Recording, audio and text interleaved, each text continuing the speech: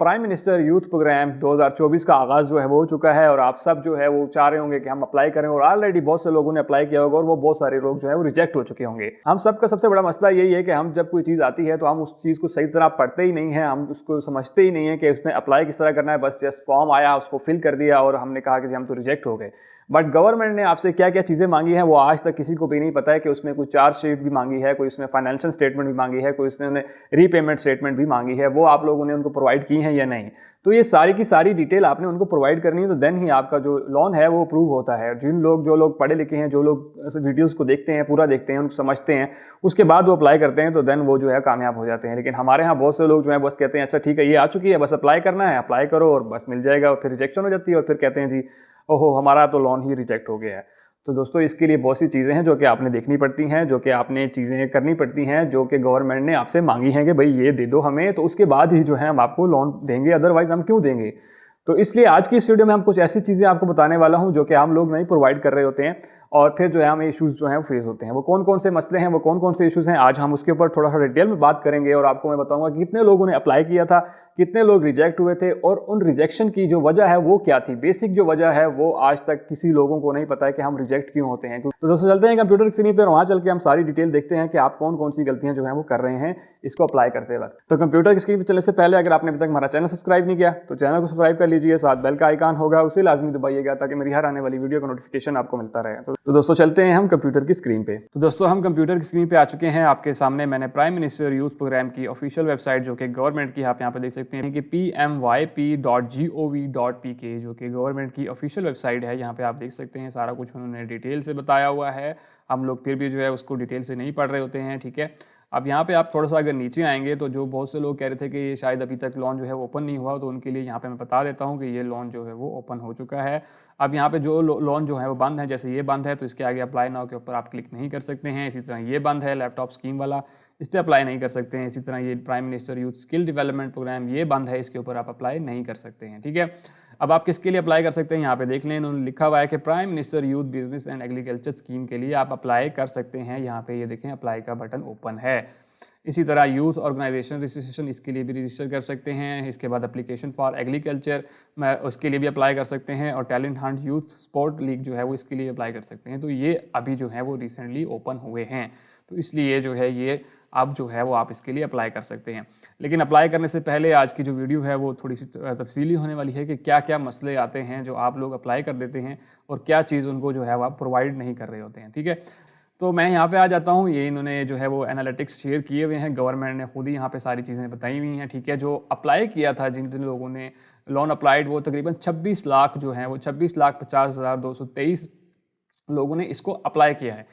अब अप्लाई करने के बाद अगर आप देखें तादाद जो अप्रूव्ड हैं वो सिर्फ और सिर्फ जो है वो 1,66,647 लोगों का अप्रूव हुआ है। जब इतने लोग अप्लाई कर रहे हैं और इतने कम का अप्रूव है तो वजह क्या है आखिर। और रिजेक्शन की तादाद अगर आप देखें तो वो 19 लाख जो हैं वो लोग रिजेक्ट हुए हैं, ठीक है। और जो लोन इन प्रोसेस हैं वो 5 लाख के तकरीबन 5,76,000 जो हैं वो इन प्रोसेस हैं, ठीक है। अब हम थोड़ी सा एनालाइज करेंगे कि आखिर वजह क्या है कि हम लोगों का क्यों रिजेक्ट होता है, ठीक है।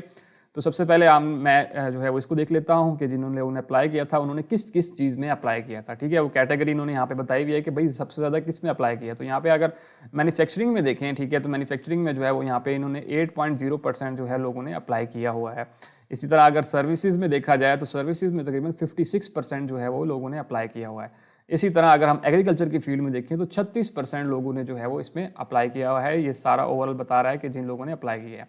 और अगर हम थोड़ा सा देखें तो किन लोगों ने अप्लाई किया, यहाँ पे आप देख सकते हैं, ठीक है। सारी चीज़ें जो जगहें हैं, या रहीम यार खान जो है फर्स्ट नंबर पे आ रहा है, लाहौर है, भावलपुर, मुल्तान, इसी तरह हम आगे चलते जाएँ तो इन लोगों की तादाद जो है वो ज़्यादा है, ठीक है। और इसी तरह हम जो देख लें अगर जेंडर स्टेटस और ये सारी चीज़ें भी खैर इतनी इंपॉर्टेंट नहीं है, हम मेन इन्हीं चीज़ों पे आते हैं, ज़्यादा वीडियो को लंबा नहीं करेंगे, ठीक है। अब बात कर लेते हैं कि रिजेक्ट कौन कौन से लोग हैं। तो हम सिंपल रिजेक्ट के ऊपर क्लिक करते हैं और देखते हैं कि रिजेक्ट में कौन कौन से लोग ज़्यादा रिजेक्ट हुए हैं। तो यहाँ पे अगर आप देखें तो मैन्युफैक्चरिंग वाले 6.7% जो है वो रिजेक्ट हुए हैं, जिनकी बहुत ही कम है, ठीक है। मैन्युफैक्चरिंग मतलब है कि आप अगर अपनी कारोबार में कोई फैक्ट्री लगाना चाहते हैं तो उनके चांसेस ज़्यादा हैं, उनको लोन मिलने के चांसेस ज़्यादा हैं। एक बात तो यहाँ से साबित हो गई, ठीक है। और सर्विसेज वाले सबसे ज़्यादा हैं, जो सर्विसेज दे रहे हैं उनकी तकरीबन जो 55.7% जो है वो उनकी रिजेक्शन हुई है। और इसी तरह एग्रीकल्चर वाले भी जो हैं उनकी 37.6% जो है वो उनकी रिजेक्शन हुई है। तो इससे एक आइडिया हो जाता है कि हम जो है मैन्युफैक्चरिंग में अगर जाएंगे तो हमारा चांसेस जो हैं वो कम हो जाएंगे। ठीक है, तो एक चीज़ तो हमें यहाँ से आइडिया हो जाता है कि अगर आप कोई फैक्ट्री लगाना चाहें तो आपको जो है वो ज़्यादा इम्कान है कि आपको जो है लोन जो है वो मिल जाएगा। ठीक है, क्योंकि आप रिजेक्शन की तादाद जो इनकी है वो कम है बाकी दो की निस्बत। ठीक है, तो अब हम चलते हैं उस चीज़ के ऊपर जो लोग जो है जब अप्लाई कर लेते हैं। जैसे मैं यहाँ पे आता हूँ तो आपने जब ऑनलाइन ही अप्लाई करते हैं सब कुछ है यहाँ से, जैसे यहाँ पे आते हैं तो आप यहाँ पे उन्होंने तकरीबन हर चीज़ दी हुई है कि आप यहाँ पे अप्लाई फॉर, हम क्या करते हैं सीधा आते हैं यहाँ पर, यहाँ पे आने के बाद जो है हम इसको बस सीधा सीधा जो है अप्लाई करते हैं। यहाँ पे आने के बाद और नेक्स्ट और इंटर करते करते हम कहते हैं जी हमने बस अप्लाई कर दिया, जान छूट गई। लेकिन ऐसा नहीं है। अब अगर आप इनमें से तो इन्होंने सब चीज़ें यहाँ पे दी हुई हैं, आप कैलकुलेट भी कर सकते हैं, यहाँ तक आपने किया होगा। लेकिन अगर थोड़ा सा नीचे आएंगे, ठीक है, तो यहाँ पर जो मेन चीज़ है जो लोग हम प्रोवाइड नहीं कर रहे होते हैं वो ये चीज़ें हैं। हम लोग ये जो है गवर्नमेंट को नहीं प्रोवाइड करते हैं, जिसकी वजह से जो है हमें रिजेक्ट हो जाते हैं। अगर आप सिंपल इस बैलेंस शीट के ऊपर क्लिक करेंगे तो आपके पास जो है ये बैलेंस शीट इस तरह से कुछ डाउनलोड होकर आपके पास आ जाएगी। तो यहाँ पे देखिए मैं आपको थोड़ा सा दिखा देता हूँ कि आपने ये चीज़ भी फिल करनी होती है। तो यहाँ पे देखें पहला सेक्शन आ जाता है हमारे पास कि आप लायबिलिटीज़, आप जब का एक लोन ले लेंगे तो उसके बाद जो है आपके ऊपर क्या क्या खर्चे होंगे वो आपने यहाँ पे बताना होगा। पहले साल जो है मेरा इतना खर्चा होगा, दूसरे साल, तीसरा, चौथा, पाँचवा, तो ये सारे खर्चे आपने यहाँ पे बताने होते हैं। इसी तरह इक्विटी में आ जाता है कि कैपिटल और रिटेन अर्निंग, ये सारी चीज़ें आपने यहाँ पे इन्फॉर्मेशन जो है वो इनकी यहाँ पे देनी होती है और इसी तरह से कैलकुलेट कर होकर आ जाते हैं। और टोटल लायबिलिटीज़ जो एट द एंड जो कैलकुलेट होकर आ जाती हैं वो आपके पास यहाँ आ जाती है। तो ये आपके पास एक शीट बन जाती है जो कि जब आप लोन के लिए अप्लाई करते हैं तो ये शीटें भी उनको चाहिए होती हैं। ठीक है, इसके अलावा अगर दूसरी शीट की बात करें कैश फ्लो स्टेटमेंट, तो ये भी एक है, आप इसको भी डाउनलोड करके इसको भी आपने देखना है कि भाई इसके ऊपर क्या लिखा हुआ है। तो आप इसके ऊपर जो आ जाएंगे तो वो यहाँ आपको जो है वो ये शीट कुछ इस तरह से होगी। ठीक है, तो यहाँ पे भी ये सेक्शन है, यहाँ पे भी ये नेट प्रॉफिट आपने देना है, इनकम स्टेटमेंट पहला साल, दूसरा, तीसरा, चौथा कितनी आपको जो है आप समझते हैं कि आपको प्रॉफिट होगा। इसी तरह उसके बाद डिस्क्रिप्शन देनी है, description charge for the year, आपने यहाँ पे चार्जेस लिखने हैं सारे। ठीक है, इसी तरह आपका जो कितना इंटरेस्ट है वो आपने सारा बताना होगा। इसी तरह मतलब ये सारी चीज़ें आपने जो है ये वाली भी फिल करनी है कि भाई आप गवर्नमेंट को बता रहे हैं कि भाई जो मैं लोन लूँगा वो मैं इस जगह पे ऐसे ऐसे ऐसे जो है वो मेरा खर्चा आएगा, ऐसे ऐसे मुझे प्रॉफिट होगा और ऐसे ऐसे मैं जो है आपकी जो किस्त होगी वो वापस कर सकूंगा। तो ये आपने उनको बताना है। जब आप ये चीज़ बता ही नहीं रहे हैं उनको तो देन वो आपको किस तरह से दे सकते हैं कि भाई आपको कुछ पता ही नहीं है, आपको कुछ है ही नहीं, कि इल्म ही नहीं है कि आपने करना क्या है। तो ये चीज़ें सारी आप गवर्नमेंट को तभी देंगे जब आपको ये सारी चीज़ें पता होंगी। इसके बाद इनकम स्टेटमेंट के आ जाएँ, आप इसको डाउनलोड करें, डाउनलोड करने के बाद ये वाला आपके पास ऑप्शन आ जाता है। आपने इसके ऊपर भी बताना होता है कि भाई जो जो चीज़ें हैं वो सारी की सारी चीज़ें जो है मैं किस तरह से वापस करूँगा। इसी तरह ये देखें ये सारी की सारी डिटेल आपने अलिफ से लेकर ये तक सारी लिखनी होती हैं, बतानी होती हैं कि भाई मेरी इतनी सेल्स होगी पहले साल, दूसरे साल, तीसरे साल, चौथे साल कितनी सेल होगी भाई। उसके बाद रॉ मटेरियल मैं पहले साल कितने का लूँगा, दूसरे साल कितने का लूँगा, तीसरे साल, चौथा साल, पाँचवा। इसके बाद वेजेस, अगर मैं कुछ सर्वेंट वगैरह रखता हूँ, मेरे किराए वगैरह हैं तो मेरे इतने किराए होंगे पहले, दूसरे, तीसरे साल। इसके बाद ओवरहेड जो है वो आपकी जो लेबर वगैरह हो, मटेरियल होगा वो टोटल कितना हो जाएगा और ये सारा कुछ जो है कॉस्ट ऑफ गुड्स में आ जाएगा। ठीक है, उसके बाद ग्रॉस प्रॉफिट का एक टेबल दिया हुआ है कि आपकी जो है वो सैलरीज देते हैं तो पहले साल में, दूसरे साल, तीसरे, चौथे, पाँचवें साल कितनी होगी, रेंट कितना होगा, यूटिलिटीज़ कितनी होगी, इंश्योरेंस कितनी होगी, आपकी एडवर्टाइजिंग कितनी होगी, डिस्पर्शन कितनी होगी, अदर जो एक्सपेंडिचर ऑफिस के जो खर्चे होते हैं वो कितने होंगे, इसके अलावा वो खर्चा है वो बताएं, और जो इंटरेस्ट होगा लोन के ऊपर वो आप बताएं कि वो देंगे, उसके बाद आपको कितना बचेगा। इसी तरह ऑपरेटिंग इनकम बतानी होगी, टैक्स आपने बताने होंगे। मतलब आपने सारी चीज़ कैलकुलेट करके उनको बतानी होगी कि भाई जो हम आपसे ये सारी चीज़ें ले रहे हैं ये किस लिए ले रहे हैं। इसी तरह ये देखिए रीपेमेंट, कि आप जब आखिर में उन्होंने दिया हुआ है कि आप जो है रीपेमेंट कैसे करेंगे, मतलब आपने किस्तें किस तरह भरनी है, उसके लिए भी उन्होंने प्रॉपर यहाँ पे देखें बताया है। अगर आप इसको दोबारा से क्लिक करेंगे तो उन्होंने एक और जो है वो आपको फॉर्म दिया हुआ है एक्सेल के अंदर कि आप इसके ऊपर कैलकुलेट करें कि भाई मैं अगर लोन की इतनी अमाउंट लूँगा उसके ऊपर इतना मार्कअप लगेगा, टेन्योर इतना होगा, उसके बाद पेमेंट मंथली करूँगा, उसके बाद पीरियड आप यहाँ से सिलेक्ट करेंगे, फर्स्ट ईयर करेंगे, सेकंड, थर्ड, फोर्थ सारे करेंगे। इसी तरह ये देखें आपके पास जो है वो किस्तें फिर आ जाएंगी उस हिसाब से। अभी जो है इस सारी की सारी जो हैं आपको आइडिया होना चाहिए, सारी की सारी चीज़ें आपने बनानी है और बना के रखी होनी चाहिए कि जब आप लोन के लिए अप्लाई करेंगे तो ये सारी की सारी चीज़ें आपने गवर्नमेंट को प्रोवाइड करनी होती है।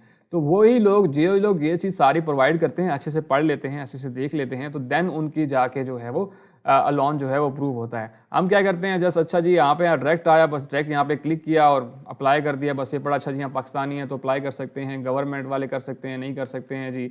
और ये सारी चीज़ें हम बस छोटी मोटी पढ़ के और डायरेक्ट आते हैं, अप्लाई करते हैं लोन के लिए, बस इसको क्लोज़ किया, ये भी नहीं पढ़ते इधर क्या लिखा हुआ है, कुछ लिखा हुआ है। कुछ नहीं पढ़ना हमने बस सीधा सीधा आना है, बस यहाँ पे जो यूट्यूब पे देख लिया, अच्छा यहाँ बस क्लिक किया और इंटर कर दिया, और फॉर्म को बस जो है वो बिल्कुल ऐसे फिल करते हैं कि जैसे बस उसमें जो है हमने सर से उतारने वाली बात करनी है।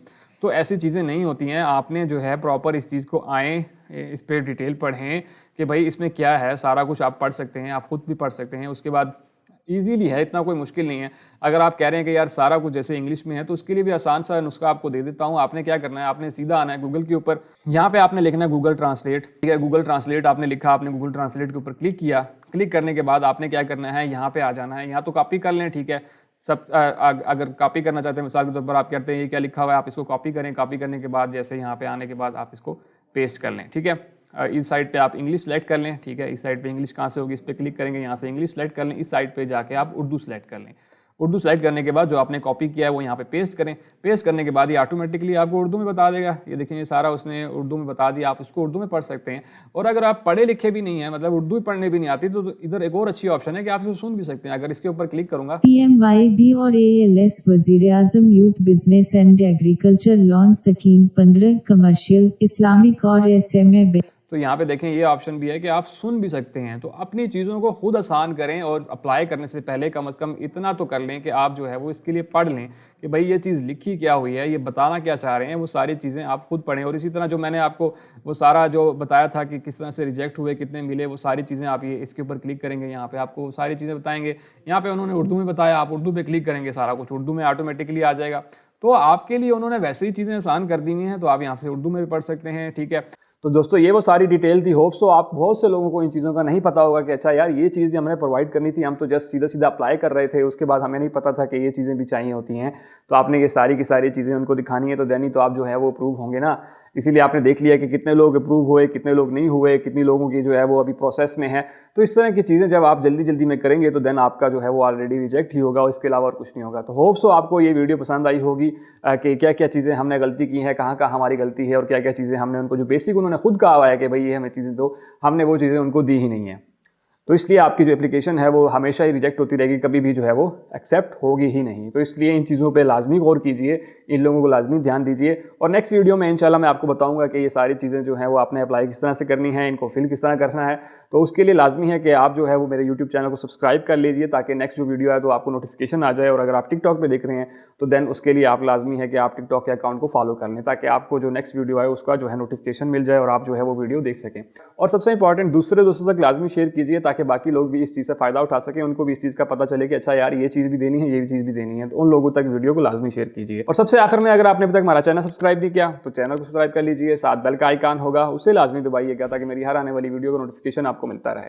तो दोस्तों मिलते हैं इसी तरह की अगली वीडियो में, तब तक के लिए मुझे इजाज़त दीजिए। अल्लाह हाफिज़।